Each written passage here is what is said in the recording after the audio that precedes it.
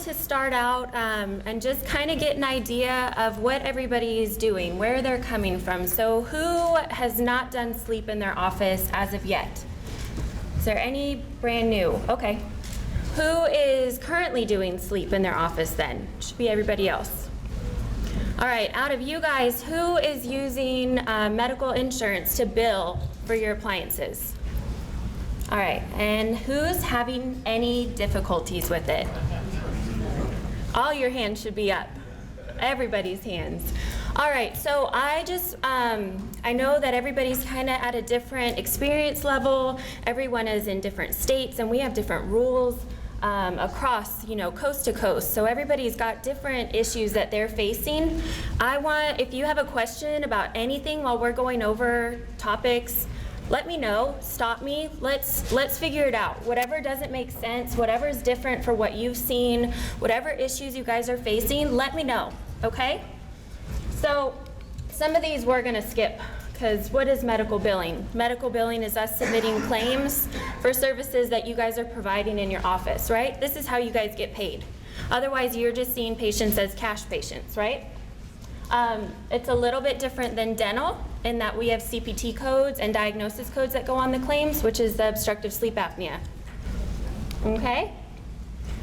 Who takes Medicare in here? Raise your hands. A good group. Okay. Anybody whose hand isn't up, if you see this card come through your office, this is a patient that we can't utilize their insurance benefits. You have to be a DME provider with Medicare in order to accept this card. Okay? Yes. Yeah. Of course. Is that better? Okay. So if you see this card come in and you haven't filled out the 50-page application to Medicare and got a PTN number, you can't accept this. Okay? Now, one of the questions that I get often, and maybe you guys have it in your office as well, is you'll have a patient that calls in and they say they have Medicare. And they come into your office and they bring you a UHC card, a Medicare replacement, or Medicare Advantage, or Medicare, anything that you want to call it. But it's not Medicare. This is traditional Medicare. It has their social and typically a letter at the end of the card. If they come in with a replacement plan, this card is no longer valid. Okay? Many of the patients don't understand that. They'll come in and they'll give you their Medicare card and they'll give you a UHC card and they say, I have both. No, unfortunately, we've trained them wrong. Maybe from the supplemental insurance replacement companies that want to sell their insurance, but as soon as they purchase the replacement plan, they no longer have Medicare. They have an HMO policy with no out-of-network benefits where referrals are required, almost 100% of the time, okay? So we have to educate ourselves so that we can educate our patients and figure out how are we going to bridge this gap then of treating them. Because majority of you are not an in-network provider with insurance, am I correct? We may have a few here and there, but those policies are tricky and they think they can come in and just be treated and then we have to tell them, we have to jump through a few hoops before we can, okay? In addition to that, Part B for Medicare, if you're a DME provider, the only thing you can bill for is the oral appliance. Okay, you also have to be a Part B provider, which is another lovely long application that we have from Medicare, and that will allow you then to file the office visits, okay? Do you have any questions on Medicare? Who can take it, who can't? Okay. Could you repeat about when that card is invalid? So when they turn 65 or Medicare age or they're eligible for Medicare, they get this card. Okay? Certain companies like United Healthcare have what's called a replacement plan. You'll notice it on the card because it'll say Medicare Advantage, Medicare Replacement, or it'll be an HMO policy. The only time that this card stays valid is when they have a supplemental policy. So we would see AARP Plan F or United Healthcare Plan G. Those are supplementals, but when you look on the card, the bottom right corner will say Medicare Replacement or Medicare Advantage. Those are plans that close out their account with Medicare and they no longer have coverage through Medicare. They have it through United Healthcare as a supplemental. It takes it more towards a traditional insurance policy where you have deductibles and co-insurance amounts, where Medicare is really straightforward. We have a $183 deductible this year that everybody met by January 15th if they went to the doctor. And then Medicare pays 80%. There's no pre-auth, there's no pre-Ds, there's no referrals, there's nothing required for Medicare. So when a patient gets a replacement plan, somebody did a really excellent job selling them on that, because Medicare is a great program.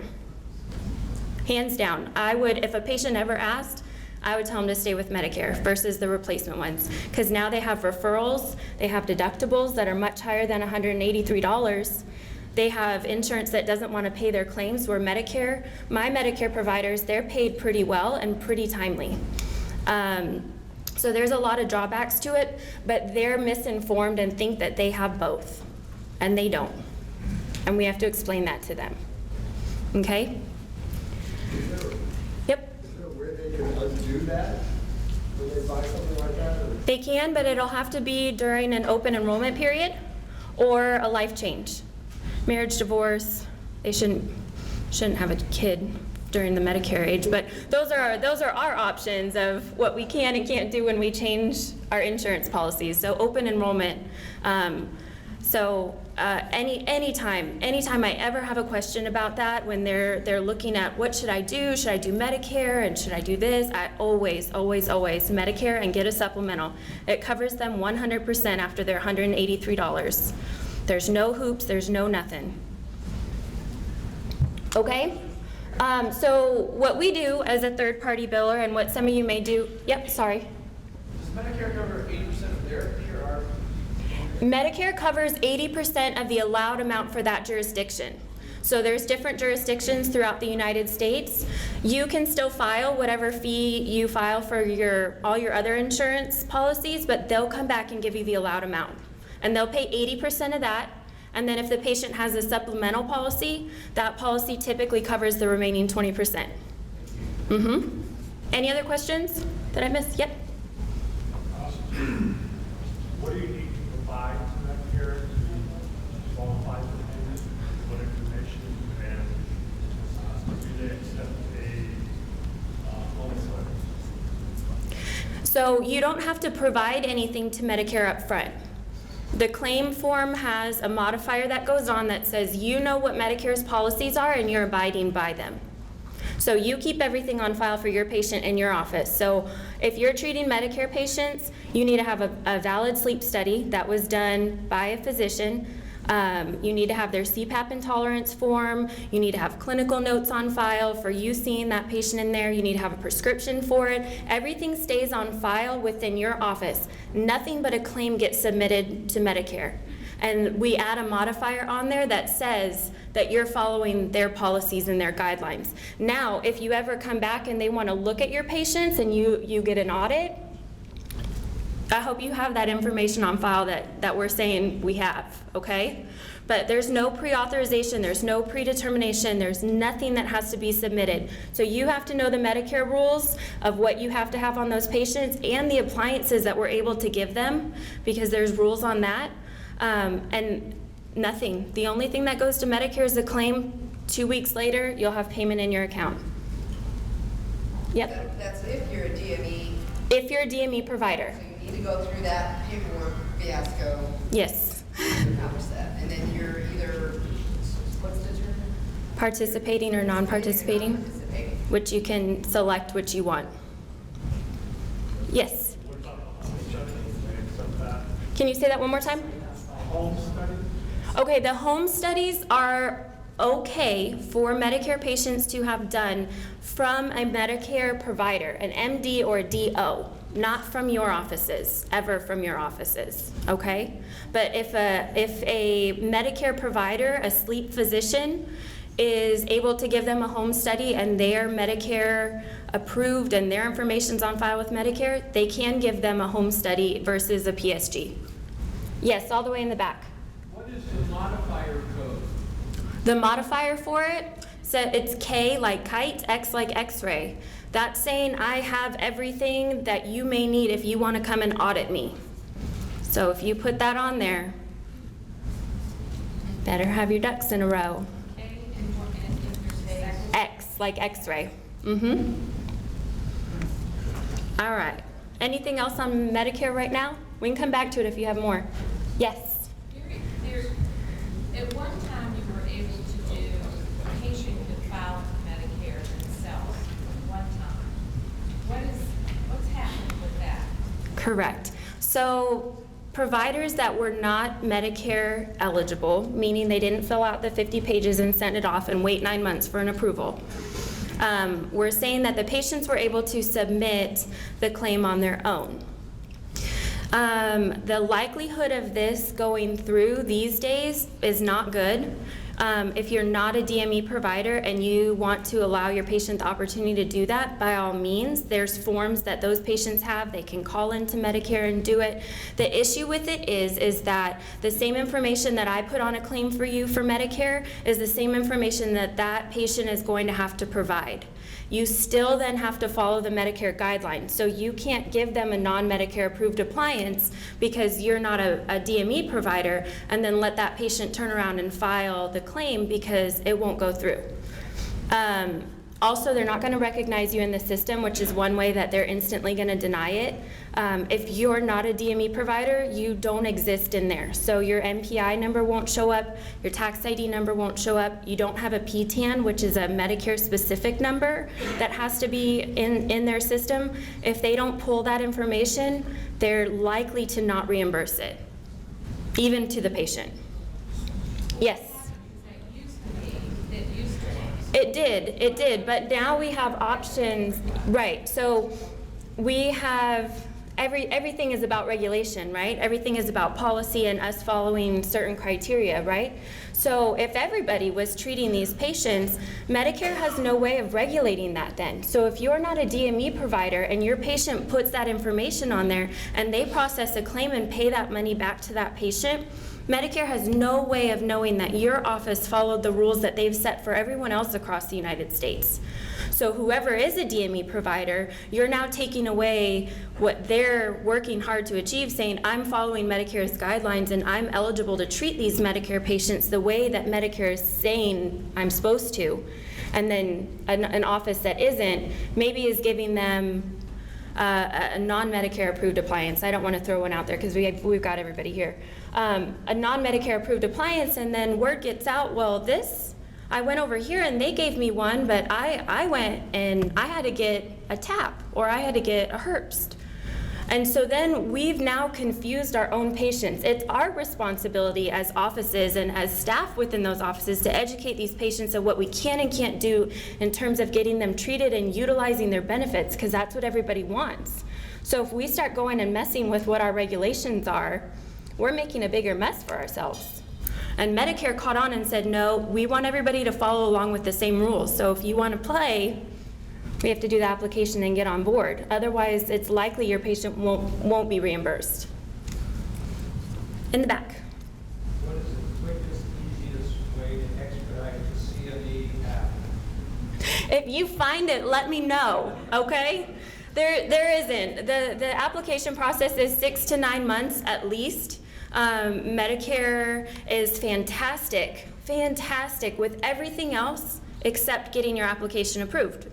They're very timely. You can get in touch with people, you can get benefits, you can do all that. But your application, if they find one thing wrong with it, they will send you a letter and they will tell you you have 30 days to correct it. There's no point of contact for who has your application or who's working on it. You don't get status updates. There is not a quick way to get through it. It's a 6 to 9 month process, a year if you're lucky, if you don't miss a letter that came in the mail that your staff threw away because they didn't know what it was. And then you didn't submit the information back, we start all the way over. So there's nothing to go around that at this point. Make sure you have all your information on there and look for those letters and have someone in your office that calls. That's my best advice. Yes? If they have supplemental insurance, are the supplemental insurance is still having the same requirements as Medicare as far as the appliances you can use? In other words, if you get denied by Medicare, there's not if you're not a Medicare provider, can you be covered under supplemental insurance? No, correct. And that's an excellent question. I get that a lot. And I have offices that say, I'm not a Medicare provider, but they have secondary. Can we file it to secondary? No, we cannot. Secondary requires an EOB that comes from Medicare.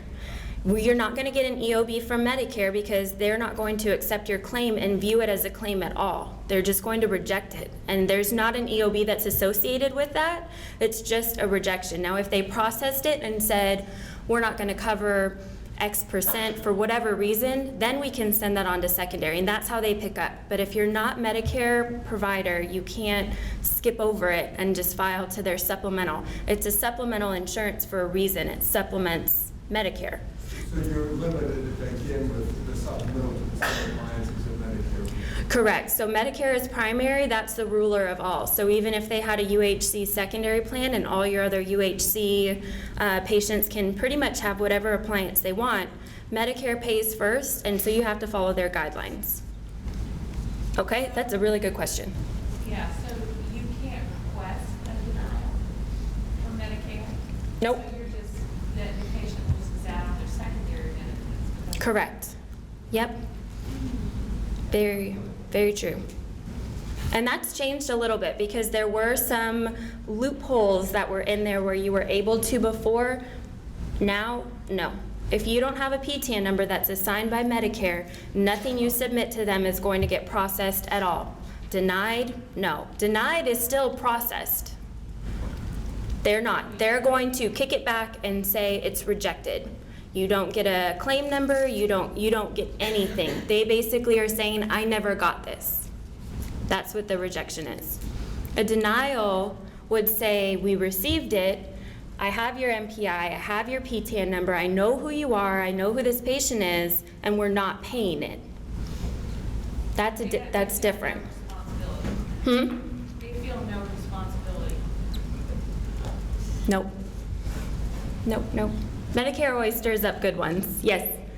With regards to the Medicare Advantage programs, Okay.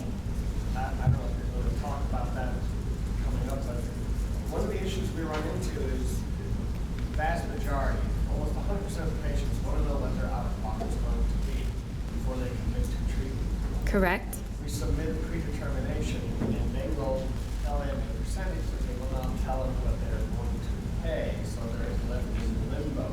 Yes. And I've had an occasion where an appliance was approved. If it stated they had met their deductible, they had no additional copay, that the insurance was going to pay 100%, the maximum allowable was $5,400, and in the end, I got a check for $340. Did you appeal it? Well, yes, but they said we never told you what we were going to pay. But in a case where you have a patient, they have to pay an amount. How is this met? Since Medicare is so regulated, why are they not regulated to tell the patients what they're going to pay? So the rules with it are that if you're an out-of-network provider, your allowed amounts, which is what the insurance company says is their fee for what they're comfortable paying, right? You see it all the time on your EOBs when they come in. They're not required to tell you that. They're not required to tell you for a couple of reasons. One being you're not a contracted provider. So you're not in network. They didn't have a contract agreed upon saying for this code we're going to pay you $5,500 every time across all of our plans, right? So Blue Cross has HMO plans, PPO plans, POS plans, Edge, Blue Horizon, the list goes on and on. If you're an in-network provider, across the board, all of those get a contracted rate. If you're an out-of-network provider, all of those have a different rate. A HMO plan is going to have a lower allowed amount. A PPO plan is going to have a higher allowed amount. If you're in California, your allowed amount is more than if you're in Texas. If you're in Florida, it's less. If you have an Edge plan, that's like a more like a Medicare replacement type plan. So each policy is different, each insurance company is different, and each plan within that is different. They're all underwritten completely differently, so they can't tell you until they process that claim what that allowed amount is. Yep. So if I understand this correctly, in Region A, I think the reimbursable Medicare amount is $1,848 for an appliance.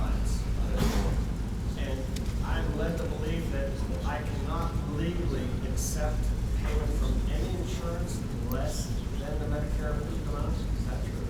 Hey, can you repeat the question so we can hear you back? Yes. So he's saying that the Region A is where you are? Region A. Okay. It implies that because I am a DME provider with Medicare, Mm-hmm. in all my other insurances, I cannot contract or accept a payment lower than That. So he's saying that because he's a DME provider in his region and his allowed amount is around $1,900, that he's not able to accept any amount less than that from any other insurance provider.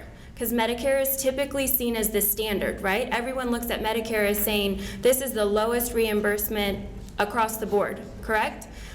The fact of it is that maybe somebody thought that that's a good idea. Maybe there's some literature somewhere that we could fight. Maybe we'll get somewhere with the right person and at the right insurance company. But I can tell you right now, where I'm located at, Medicare's allowed amount is higher than an in-network contracted private insurance paying company, even an out-of-network. I've seen them $800, $900, less than $1,000 all day long. And I tell you what, when I call Blue Cross and let them know that, they're not worried what Medicare is paying. This is their allowed amount that's underwritten for that patient's policy. So yes, it's a good fight. And I think that that could go somewhere if we got enough people involved to say, look, Medicare is even paying this much. And I've done that myself with claims that come back and you see the allowed amounts and it's just shocking. You take, your employees that you're seeing the patients, the impression material, your lab fees, everything else, you're barely breaking even on some of these when they reimburse. And then the Medicare replacement plans are even worse. They're reimbursing even lower than what Medicare is.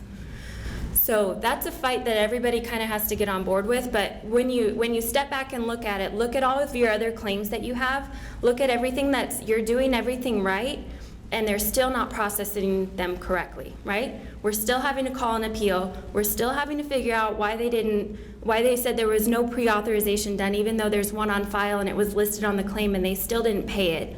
We're fighting all these other battles of just getting them to process these claims that are coming across absolutely 100% correct. That has to go farther to the wayside, I think, because we need a big group of people and we need something in a policy somewhere stating that we can't take less than what Medicare is. And everybody's gonna have to kind of work together on that too. We can't just have one or two people fighting with a huge insurance company. They're not gonna hear us. They don't hear me half the time when I call in and I have everything that I need. I have a sleep study, a CPAP intolerance form, I did a pre-auth, I talked to a rep, I've got reference numbers, I have everything. And I still fight claims for 6 months, trying to get them to pay on one that everything was done exactly according to their policy. So when we want to go against their policy or try and create a reform to their policy, we're going to need to have, some support behind us to go into that together and see what we can do. But so far, no, there's nothing across the board that says we can't. Yep. Medicare is subject to state insurance regulatory things. For example, if you have a private insurance company that's giving you the runaround, things like that, in the state of Florida, for example, they have 30 days that they have to file a weekly report to the state insurance commissioner, which I regularly do and tell them I'm going to do. And so they just wake up. But can you do that with Medicare, since it's basically a federal thing? Yes and no, there's still regulations to it and they still have a time frame. I don't typically ever have an issue with Medicare being timely paying though, because when you fill out your application for it, you give them your bank account information, they automatically deposit that money in there. But yes, there is a regulatory board, just like the state Department of Insurance, where you can file complaints and say, it took them 65 days to process this claim. Yes. Are the replacement plans bound by the same criteria as Medicare is that's stated in the LCD? Jurisdiction LCD? Yes, excellent question. So he wants to know if the replacement plans are required to follow the same requirements as a Medicare. Yes. The same modifier goes on there. Your same appliance criteria goes on there. The recent sleep study, either a PSG or a home one that's done by the sleep physician, a lot of us have to do a face-to-face consultation with that MD or the DO before they can even be treated. All of that still applies. So just because it's a UHC replacement doesn't mean we can just do whatever. My question is the insurance carrier bound by the criteria stated in Medicare for whether the appliance can be done or not? AHI greater than 5 with comorbidities? Yeah, that's across the board. That's Across the board, always, always, always. They can't deny it for this is not an approved treatment. They can if the policy states that. So as a generalized statement, we would say yes, their AHI has to be above 5. We know that. If it's 5 to 15, we have to have something else wrong with this patient.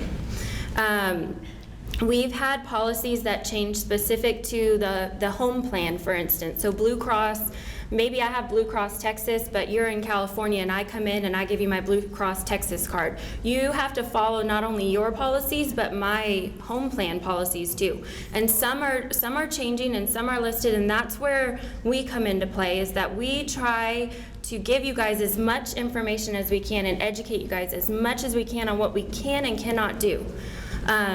Anthem, for instance, who sees Blue Cross Anthem patients? It's typically out of California, but you see it all over. You have to have a hinged appliance for those patients. It follows a Medicare guideline for a Blue Cross Anthem policy. So yes, whatever the criteria is for that patient-specific insurance though. And they'll still come back and they'll give you a different policy number, sometimes saying, well, here's medical policy 701 point blah, blah, blah. And they'll pull something else out and we have to work our way around it. But yes, we always, always, always, those are pretty much standard across the board. Okay? All right. Yes? No, you're good. If you want to do a cone beam, from wording on cone beams to get coverage, how do you do that? Okay, for cone beams and to get coverage. So the cone beam manufacturer should have given you a code that was billable for medical. If they didn't, ask them for that, because there's a handful of them, so I need to know what your machine can and can't do. That has to be, well, it kind of will go along with this. So when we do insurance verifications, we're obtaining all the benefits for your patients. So we're looking at what their deductibles are, what their out-of-pockets are, what their co-insurance, everything you guys are looking at, right? To figure out how much is this patient going to have to pay for us to treat them and use their insurance. So we ask specifically for the oral appliance if it requires a pre-auth or pre-D before we can treat them. Same thing with the cone beam, which will fall under radiology most of the time. And some policies require that we do a pre-approval, some don't. But that's your best bet of figuring out if they have coverage on there for it and which deductibles apply. And then you'll have to figure out within your office how you want to do that based on your fees, based on the patient's deductible, things like that, how you want to go ahead and file those claims for them. Typically, I'm not seeing a whole lot of radiology that's requiring a pre-auth, but I wouldn't be surprised if we had somewhere along the way that'll sneak up and require a pre-auth and they'll deny a claim then. What information do you have to have for a pre-auth? Ooh, I will get there. If you hang tight, we will get there on that one. Okay? So the verifications, yes, there's a million ways you guys can get patient benefits. Availity's on. Every single insurance company has their own online thing. You can create a password, log in, and see these patients' benefits, right? Some of the EMRs now even have it built into the software. I think it's fantastic. 100%. It's great, it's quick, it's easy. It gives you a brief picture of what those patients' benefits look like. But I'm old school, and I call and get a reference number, and I talk to a person who has to then document my conversation that I have with them. So when I ask, does E0486 require a pre-auth or a pre-D, and they answer no, and my claim gets denied because they say I need a pre-D, I can give them the reference number from my call. So I love the online systems. I think they're great to get a good idea of what your patients are looking at when they want to come in, because let's be honest, the patient wants to know how much this is going to cost them. That's one of the number one questions we get. How much is this going to cost? And then my number one question from you guys is, how much do I collect from my patient? So I like to call. I call, well, not me personally, because that I don't have all the time for that, but we call on every single benefit. We get a reference number for every single call. It goes on the documentation, and that way I have something to fall back on.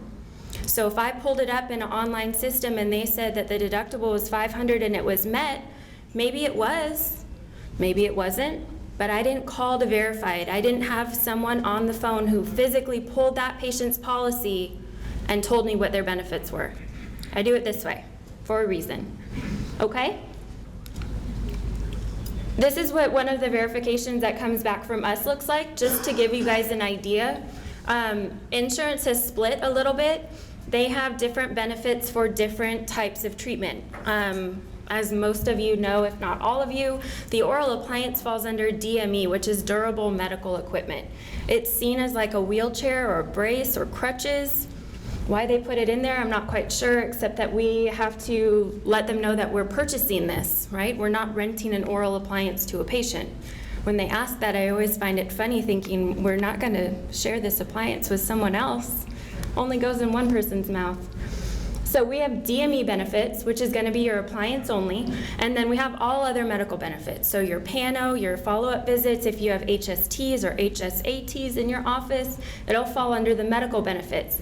My point behind why I put this up here is that a lot of people are just calling to get regular medical benefits, which is great a lot of the time, but insurance is starting to split the deductibles. So if you look on here, the DME deductible is $500 for in, $1,500 for out, okay? The medical part, the next section in the middle, is $0 deductible in network and $1,500 out. If you're out of network, we got lucky on that one. If you're in network though, and you saw, oh, they don't have any deductible, fantastic, right? We all love those patients that come in with no deductibles, but their DME is a $500 with nothing met.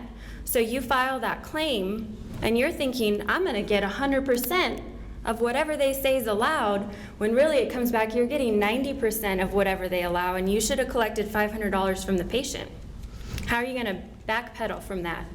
So we obtain benefits for both, because sometimes they're different. A lot of the time they're the same, but in that one instance, you'll have them be completely different.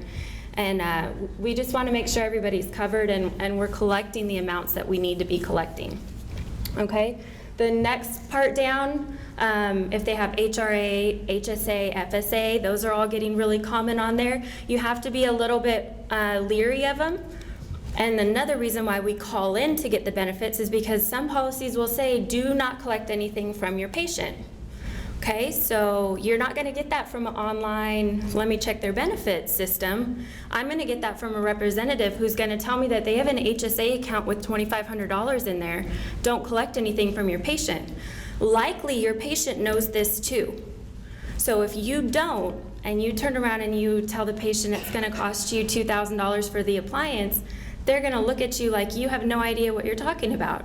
You didn't run my benefits, I have an HSA, then I don't pay anything out of pocket, okay? It's best to be informed up front. Let's be on the side of our patient. Let's know what they're gonna ask. Let's know how we're gonna answer it. Let's talk with them about cost and not get it mixed up. It starts with their benefits. We have to understand their benefits and we have to know how to talk to them about their benefits, okay? So that's gotten to be really important, especially with some of the high deductible plans out there. The bottom part is really important. That's where we ask if there's a gap exception, which we're going to touch on in a little bit, and then a predetermination or pre-authorization. If it's required, everybody knows. If you don't know, we're going to say it again anyway. Don't deliver until we get it approved. If it requires a pre-auth or a pre-D, do not deliver, or else we have a hard time fighting your claim after the fact, okay? Don't deliver it. Wait for an approval. Define those terms, pre-D versus pre-auth. Yep, we're going to do it next. Any other questions on what information we get or why it's different from an online versus a phone call? Okay. Who does gap exceptions in here? Who? Nice. Okay. Who has no idea what a gap exception is? Don't be afraid.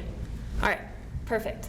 So what a gap exception is it allows you as an out-of-network provider to be seen at the in-network level for a certain amount of time, for specific treatments, for a specific patient, okay? Typically, you get 3 months to treat them, typically. We call in with a list of the codes, so we want a new patient visit, follow-up visits, HSTs if you have them, the appliance, obviously, a pano can get thrown in there. Whatever we're gonna do in that 3-month time frame, we wanna ask insurance if we can do that at the in-network level, okay? Why do we do this? Because in-network benefits are better than out-of-network. Typically, they pay you better as the insurance company, the co-insurance amount's higher, and there's less out-of-pocket for your patient. So we're looking at more patients moving forward, right? Less out-of-pocket, insurance pays you more. Seems like a good idea. There's 3 different ways that we can start a gap, if it's even allowed on the policy, okay? I'm seeing a lot of companies, anything that has to do with the marketplace, the online, we all have to have insurance, and if you don't get it from your employer, you have to purchase it online. Those policies don't allow for it. Across the board, no one will. Private pay insurance, or ones that they'll get from their employer, those will still allow them sometimes. And there's 3 ways that we can start it. One being the provider's office or your third-party biller, an in-network provider, or typically it's the primary care. Those are seen on those, remember when we talked about the Medicare Advantage plans? They're HMO policies. They don't have out-of-network benefits. You have to try and get a gap or else you're not gonna get coverage. But only the in-network PCP that's listed on that card is eligible to start it for that patient. That's tricky, right? You have to figure out how to get a primary care doctor to call in a gap exception so that you can see the patient in your office for treatment. There's some tricky things about that situation. The last way is that the member can call in. So they can call in their insurance company and say, I want to go see Dr. Jones. He's out of network, but I want to use my in-network. And sometimes they'll allow the insurance company to start a gap that way. Okay, but it's only a certain amount of time. It's only for that one patient. And it's only for the specific treatments that you list on the initial phone call. And then if they approve it. Okay? Does anybody have questions on gap? The providers that do gaps, do your claims go through no problem and they always pay you in network because you got a gap? Usually. I was going to say there's got to be somebody in here. Sometimes they won't catch that, and so someone in your office needs to pay attention to the claims that's going through, make sure that they pay you at the in-network. Any other questions on gap? Okay. Here we go. Pre-auth and pre-D. What is it? They're basically the same thing. It's you, yes? On that gap, Mm-hmm. can you balance bill? No. If you are getting a gap and you get it approved and you say, I accept what your in-network rate is, no balance bill. Okay? You throw it out the window on that one. Okay. All right, so pre-auths and pre-Ds. They're relatively the same thing. All it is saying is that you're submitting the patient's clinical information to insurance. Someone at the insurance company is looking at everything to make sure it meets medical policy criteria, right? Blue Cross has their own medical policy, United Healthcare has their own, everybody's got their own. So someone is looking at your clinical notes, your patient sleep study, your CPAP intolerance form to make sure they actually checked something on it of why they can't tolerate it. Okay, the big differences here is pre-authorization gives you a number that needs to go on the claim. Pre-authorization is normally a time frame, just like a gap exception, typically 3 months.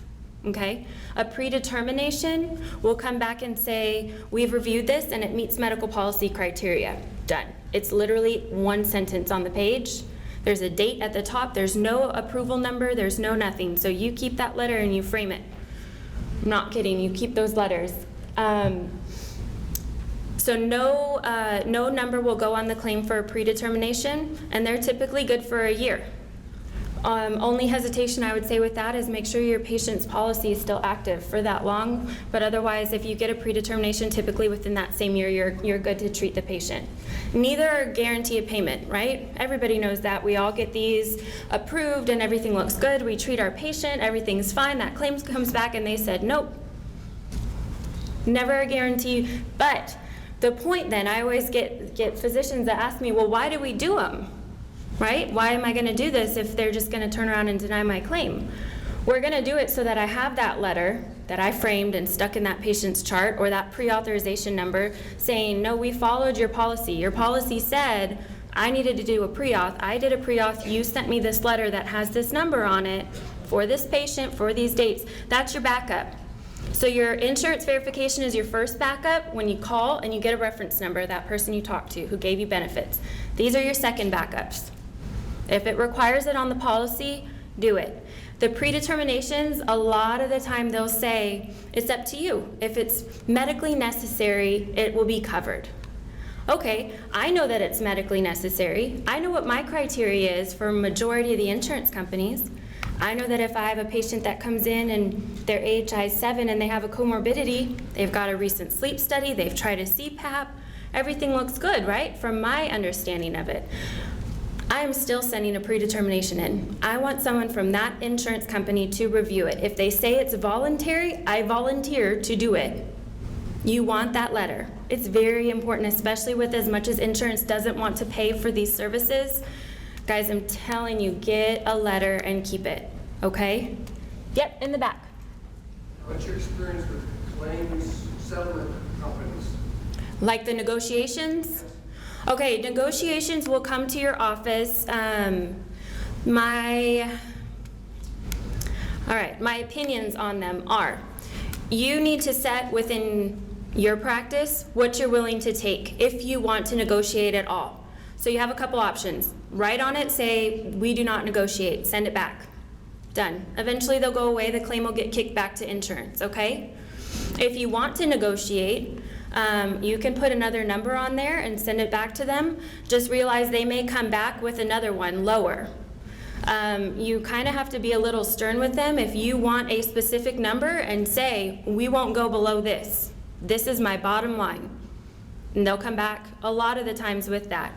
What I need to explain is that when the negotiations come out to you, okay, say my fee for the appliance is $7,000. Okay, that's what I'm going to file to insurance. And the negotiation comes back and they say, well, we'll only pay $6,500. That sounds pretty good. I'll take $6,500. But they're not really going to pay you $6,500. They're going to take that as your allowed amount. I heard somebody say it, the allowed amount. So then take your patient's deductible out of that and then take their co-insurance out. That's what you're going to get paid. So I have plenty of offices that get so excited when they see one that comes in $500 less than what they submitted to insurance, and then they call and they say, Meg, I only got a check for $2,500. They said they were going to pay $65. Read the little small print on it.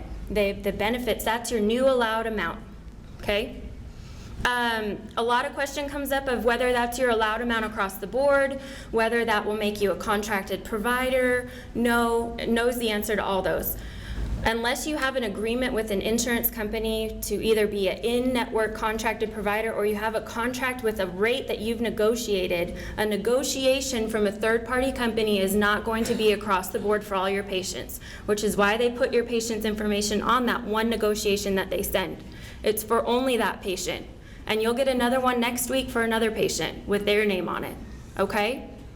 So it doesn't make you contracted. It doesn't mean that you're guaranteed to get that every time. It doesn't mean that they're going to mess with that at all. I will say on the negotiations, though, they do typically pay within the window that they say they will, and 99.9% of the time they pay you correctly. So there's benefits and there's some downsides to it. If you don't want to mess with the negotiations, don't. They'll kick it back to the insurance company and they'll process it the way that they were going to in the first place. Okay? Yes. So if when you call for eligibility benefits and you ask the question, is pre-auth required, and they say no. Mm-hmm. Are you suggesting you send one anyway, or you ask if one can be sent anyway? No, if they say no, then that's it. Sometimes they'll say a predetermination is voluntary, meaning that if I'm not educated enough or the office isn't educated enough to know how to pull the policy off the web or know what our criteria is, they say, well, you can and we'll look it over. If they give me that option, 100% I'm going to send that in. If they tell me no, there's nothing I can do. And I have offices that will ask, well, can you do a pre-auth anyway? No. If it's not allowed on there, they're going to kick it back because all they're looking at is the CPT code. So the E code that we file for the appliance, if it doesn't pull up into their little generated system, they're going to kick it back and say no pre-auth is required for this. Some people may want to do that just to have it as a reference, but my initial phone call to insurance when I do the verification and I have my reference number where they told me no is my backup for it. So if you're utilizing an online system, then by all means, that may be another catch-all for you to make sure, well, we'll just send a pre-auth in, and then if they send us a letter it says it's not required, that's your backup. That's definitely an option. Do we have any other questions on pre-auth, pre-D? Do not deliver the appliance until you have it back. Don't. All right. So we're seeing a lot of changes, right? Everybody across the board is seeing changes. We're having Premier that wanted a temporary appliance, Aetna that changed our place of service on the claim, Aetna that last year decided to change our diagnosis code on all the claims. It was no longer treating obstructive sleep apnea for with an oral appliance. They halted payment on claims across the nation for months. Thankfully, we've got that figured out. Blue Cross, they'll cover certain appliances under certain plans, not under the Anthem one. Anthem follows a Medicare guideline and needs to be a hinged appliance. So there's all different kinds of ins and outs that we're looking at, right? The best way to get this information, because the policies that are listed everywhere, nobody has time to read all of those or sit and wait for another change. The best way to get this is when you call and get benefits, which is why we call. Your online services won't tell you these things. They won't tell you that you have to give that patient a hinged appliance. And yes, they'll process that claim and they may pay it, but in another year and a half when they come back and they want to see your records for it, they may try and get that money back. So, phone calls. All right, everybody knows these, I'm assuming, with as much sleep as we're doing. Here's our CPT codes and our diagnosis codes, which are ICD-10 codes, okay? So the appliance, obviously, are the one that we're most concerned with, E0486. You have a new patient, office visit, okay? A question that I get a lot of is, well, I have a dental practice and, you know, this person's been my dental patient for 15 years. They're a new patient for sleep, okay? Every new patient, if you're gonna see them for sleep, they always start with a new visit, okay? Anything after that, they get a follow-up visit. Panos, yes, we can file them to medical. A lot of you are already filing it to dental. You can't double dip, so typically your dental's probably already covered it for the patient. And then a sleep study, if you do them. And then our diagnosis codes, okay? Obstructive sleep apnea is the only thing insurance is going to cover your oral appliance for. They will not cover it for snoring, so even if the patient has obstructive sleep apnea and they snore, don't put snoring on it. Insurance will see snoring and they'll say, nope, we don't cover it, even though you have a valid diagnosis. So if a new patient comes into your office, never had a study done before, you don't know what diagnosis code to give them because we can't diagnose them with OSA yet, pick something else. So a sleep disorder, maybe they do snore, maybe they're fatigued. That's the only time we want to ever put another diagnosis code on that claim, is when they haven't had a study done. As soon as that study comes back into your office and they have OSA, you wipe them all away and only put obstructive sleep apnea as your diagnosis, okay? I understand they may be fatigued and they still may snore and all of that. As dental providers, though, we can't diagnose them with that. Someone else gave them the diagnosis of OSA, so we get to put that on there and call it good, okay? Less issues, too, on your claims when they come through. We only need one diagnosis on there. It's the only one we need to be concerned with. Does anybody have any questions on this part? Yes? So if they haven't had a sleep study yet, but you're doing an evaluation on them, to get that covered under medical, you would file it with your CPT code and your G47.9. And then when they go get the sleep study with the face-to-face with medical, then it gets rebilled with the diagnostic code for obstructive. You don't rebill that first one. No. Just from that point on, yep, the OSA, and that's it. And the other one can go away. All the rest of them can go away. So as soon, or if they come in to your office with a sleep study and they're already diagnosed, OSA is the only one we ever have to put. So the only time we pick something else is if they've never had a study done. And I'm in, trying to get that going. mm-hmm.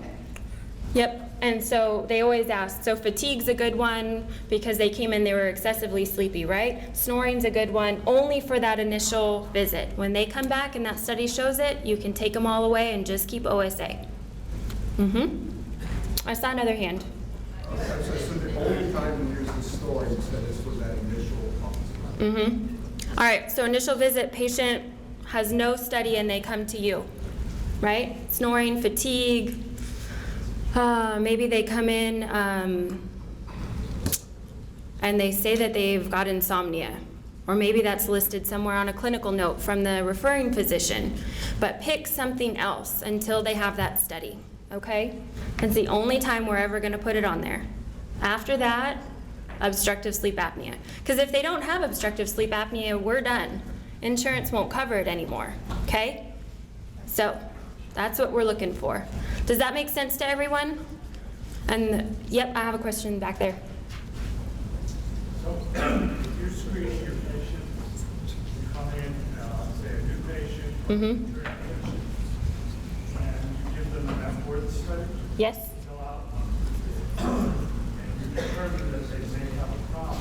correct? Is that your first visit? Yes, if they've never had a study. If they fill out that Epworth and it's 11 or higher, by all means, put fatigue on there. Or put a unspecified sleep disorder, because that's highly likely then, right? We've all done the screeners and they all come back, and anybody that's up there in the teens and kind of fits the profile, you know your patients well. But yes, until they have that study, you need something else listed as a diagnosis. So can you bill them of medical insurance at that time, for that point? Yes, always. Anytime you see a patient for sleep, you should be billing to medical. A follow-up visit, your initial visit, when they come in for impressions is still a visit, when they come in for delivery is your appliance. Anytime they come in for sleep, you should be billing medical. And what code? Depends on which visit. So if you're screening them, that's different. You're screening them, you need to still see them as a consultation, okay? And then the consultation will be in the 99201 to 204. It's based on time, okay? 15-minute, 25-minute, 35-minute, 45 minutes. How long did I spend with my patient on that new patient visit? That's the easiest way to determine which code we pick. If you have a question, ask me, I'll help you. The screener is not the best way I wouldn't file just a screener to insurance. The screener for you is going to say, I'm ready to pull this patient as a dental-only patient and I want to put them in sleep. I highly, highly, highly recommend separating them. So your dental patients, you can screen them all day long, but set up a protocol within your office that says, I'm going to now take this patient and treat them as sleep. So I want you to come back on Tuesday so we can talk about this. So we can get your past medical history. We can see if they have hypertension or if they have history of anything that's going to be helpful for us. Okay? Yes. There's issues with these kind of self-referral things, from what I understand with a lot of the laws, that so your dental practice is in a sense referring to your sleep medicine practice.